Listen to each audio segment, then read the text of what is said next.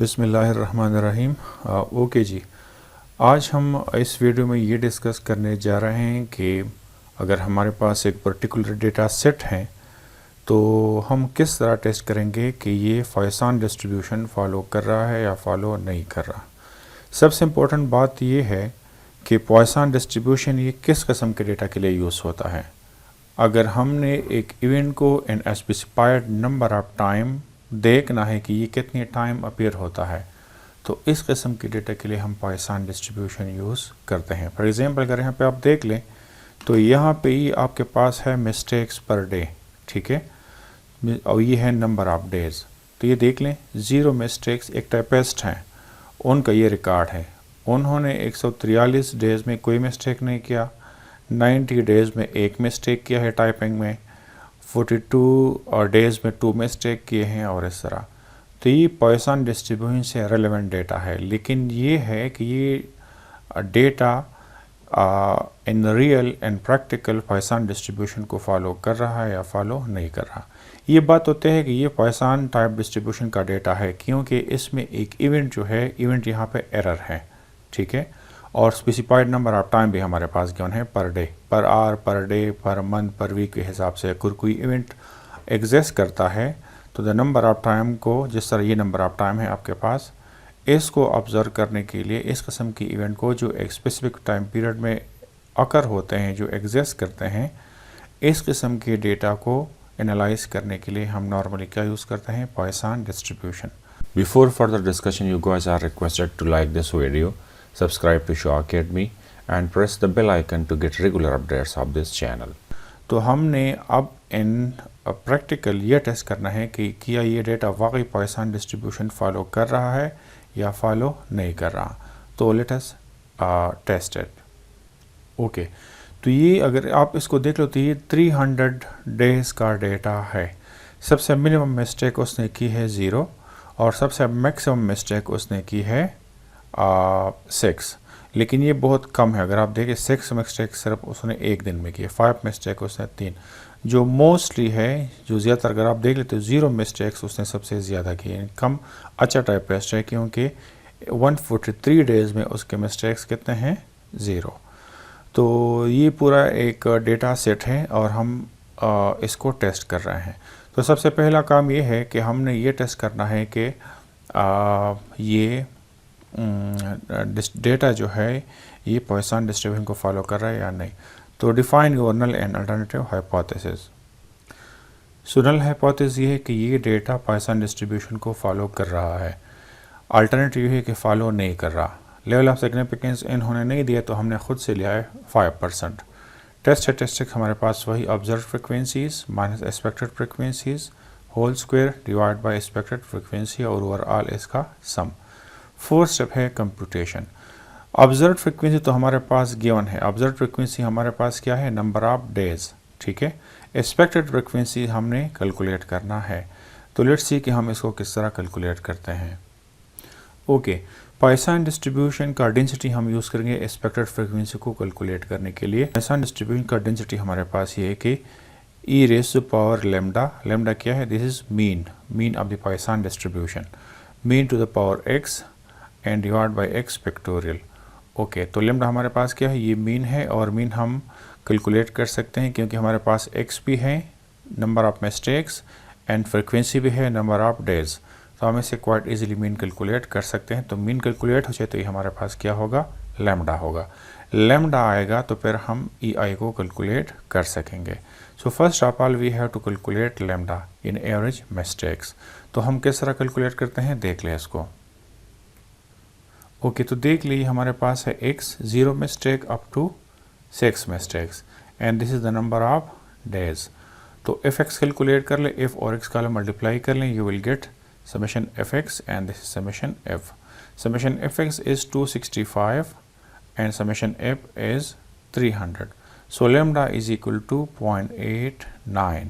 तो ये हमारे पास पर डे मिस्टेक्स आ रहे हैं कितने, 0.89, ऑलमोस्ट नियर टू 1। ओके, आपका लैम्डा कैलकुलेट हो गया तो अब हमने इसको यूज़ करना है एक्सपेक्टेड फ्रिक्वेंसी को कैलकुलेट करने के लिए। ओके, तो हमने पाकिस्तान के डेंसिटी में values put e raise to power lambda, तो ये हमारे पास लैम्डा की value, lambda to the power x, तो ये हमारे पास है lambda to the power x and this is x factorial, x हमारे पास है ये। अच्छा देख लें, तो हम सिर्फ ये तो नेचुरल हमारे पास कांस्टेंट है और ये तो हमने कैलकुलेट किया है, सो हम सिर्फ x की वैल्यू पुट करेंगे। यहाँ पे 0 तो यहाँ 0 फैक्टोरियल, यहाँ पे 1 तो यहाँ 1 फैक्टोरियल, यहाँ पे 2 तो यहाँ पे 2 फैक्टोरियल। तो पहले हम 0 पुट करेंगे, फिर 1, फिर 2, इस तरह हम ये सारे कैलकुलेट करेंगे तो हमारे पास ये सारे वैल्यूज़ आ जाएंगी। अच्छा, इसमें एक और इम्पॉर्टेंट बात, काई स्क्वायर टेस्ट के लिए ये ज़रूरी है कि आपका एक्सपेक्टेड फ्रिक्वेंसी 5 से लेस नहीं होना चाहिए, 5 से लेस नहीं होना चाहिए। अगर आपका 5 से लेस है, जिस तरह ये लास्ट फ्रिक्वेंसी आपको नज़र आ रहा है, ये तीनों 5 से लेस हैं, बल्कि इन तीनों का सम भी 5 से लेस है। तो अगर आप ये यूज़ करेंगे काई स्क्वायर टेस्ट के लिए तो आपका काई स्क्वायर टेस्ट ये जो है बहुत पुअर रिजल्ट इसका होगा। तो अकॉर्डिंग टू स्टैटिस्टिशियन, अगर आपने chi square test efficiently conduct करना है तो आपका एक्सपेक्टेड फ्रिक्वेंसी ये 5 से कम नहीं होना चाहिए। हाँ, अगर कम आ जाए तो फिर आपने उन सबको सम अप करना होगा ताकि उससे 5 के बराबर या उससे 5 से ज़्यादा वैल्यूज़ आ जाएं। तो हम अगर इन तीनों को सम अप कर लिए फिर भी 5 के बराबर नहीं है, तो इसलिए हम इन चारों को सम अप कर रहे हैं। चारों को सम अप करेंगे तो हमारे पास आ जाएगा 18.4। अगर आपने एक्सपेक्टेड वैल्यू को सम अप किया है तो फिर आप ऑब्जर्व फ्रिक्वेंसी को भी सम अप करेंगे, दिस इज इक्वल टू 25। अच्छा, इससे आपका एक्सपेक्टेड फ्रिक्वेंसी बढ़ तो गया, लेकिन इसमें एक और मसला हो गया डिग्री ऑफ फ्रीडम का, यानी आपके कैटेगरीज कम हो गए हैं। इनिशियली आपके कैटेगरी 7 थे, 0 से लेकर 6 तक, ये आपके पास कुल कितने वैल्यूज़ हो गए? 7। अब चूँकि 4 आपने मर्ज किए हैं तो इसे एक एक कैटेगरी आपने बनाया और बाकी 3 आपके पास ये है, तो आपके कुल कैटेगरी पहले 7 है, अभी 4 में कन्वर्ट हो गए हैं। तो जितने आपके कैटेगरीज बढ़ेंगे उतने डिग्री ऑफ फ्रीडम आपका ज़्यादा होगा, उतना ही आपका मतलब ये उसका रिज़ल्ट ज़्यादा अच्छा होगा। लेकिन कैटेगरीज कम हुए हैं बिकॉज ऑफ द कंडीशन के आपका एक्सपेक्टेड फ्रिक्वेंसी 5 के बराबर या 5 से ज़्यादा होना चाहिए। तो इसलिए हमारे इस सम अप की वजह से इन चारों एक्सपेक्टेड फ्रिक्वेंसी को जमा करने की वजह से हमारे कैटेगरीज ये अब 4 हो गए, एक कैटेगरी को और आ लिए और 3 ये, तो हमारे कुल कैटेगरीज कितने हो गए? 6। This point is mandatory, it should be noted. All right, तो हमारे पास जो है इसके बाद हम जितनी भी कैलकुलेशन करेंगे हमारे पास सिर्फ 4 ही आएंगे क्योंकि हमारे कैटेगरीज अब 4 में कन्वर्ट हो गए हैं। तो हमने करना है observe frequency minus expected frequency, फिर उसका स्क्वायर और फिर उसको डिवाइड करना एक्सपेक्टेड फ्रिक्वेंसी पे। तो ये आपके पास है, ये एफ जो है ये this is nothing else, this actually this observe frequencies, this is o i. तो ये आपका है observe frequency o i. Okay, तो ये आपका है ओ आई ऑब्जर्व फ्रिक्वेंसी, यह है आपका एक्सपेक्टेड, ये उसका डिफरेंस है, ये उसका स्क्वायर है। You can verify it by using calculator. और फिर इसको हमने डिवाइड किया है इस वैल्यू पे अगेन, तो हमारे पास ये सारे वैल्यूज़ आ गए हैं। अल्टीमेटली अगर हम इसको सम अप करें तो ये हमारे पास काई स्क्वायर कैलकुलेटेड वैल्यू आ गई है।